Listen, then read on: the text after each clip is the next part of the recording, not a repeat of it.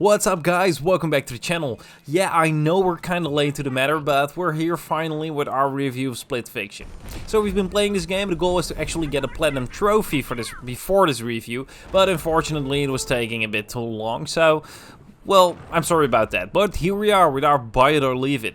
So, Split Fiction, yeah, the game from Hazelight Studios. You know, the makers from It Takes Two and A Way Out. And I've got to honestly say, I did enjoy myself a lot with this one as well.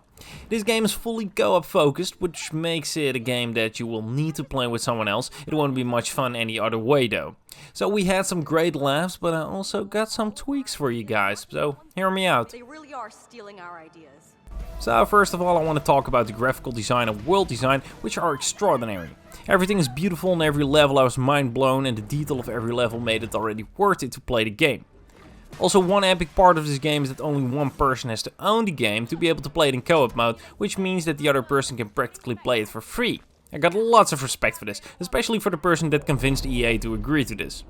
So, as for the story revolves around two writers, Mio and Zoe, that need/want to get published. When being invited to one of the biggest publishing companies, they are extremely hyped.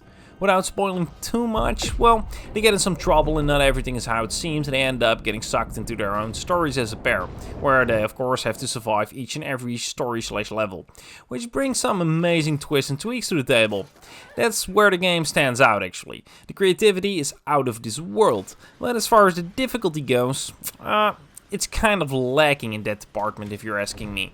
Don't get me wrong, I understand that this is a game for everyone to enjoy, even the non-experienced gamers under us, but there is no difficulty mode and neither are there any consequences when you die. It doesn't matter at all. You just get back into the game right where you died, which makes some boss fights feel like they're taking a bit too long to finish. This might just be me, but I think that other experienced gamers might have felt the same. The game does still surprise you, even though it kind of turned out the way I was expecting. It doesn't surprise you with what it does, but more like how the game does the things it does. You're still following me? Split Fiction is an unstoppable speeding train if you ask me. The switches between puzzle solving and full-on action sequences, the many in-game mechanics, the rapidly changing overworlds, the list goes on and on.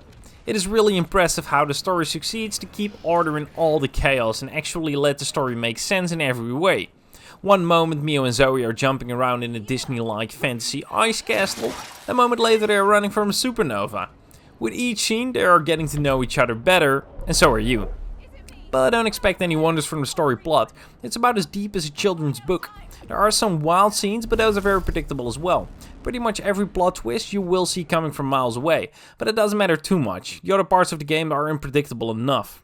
One moment you're playing an infiltrator in something resembling a Christopher Nolan film, and not long before that you were just a sausage rolling on the barbecue waiting to get eaten. That's why you never really know what to expect.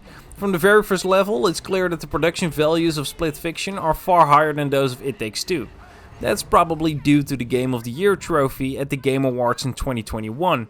Hazelight Studios has gained more confidence and, of course, budget from publisher Electronic Arts. Split Fiction practically bursts apart with all the different graphical styles and environments. The scenery and visual design in particular are stunning. The levels feel incredibly alive, moreover the many worlds in this game are always consistent and unique. Reusing assets from previous levels is extremely rare in Split Fiction. As a result, every new game world feels distinct. It's as if Hazelight Studios is drawn from an infinite well of art direction or something. What Split Fiction does do, however, is reference other games.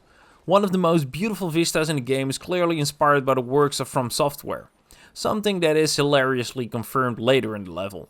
But the game also has a habit of borrowing gameplay elements much more directly. For example, from Contra, SSX or Wave Race 64. At least, it seems that way.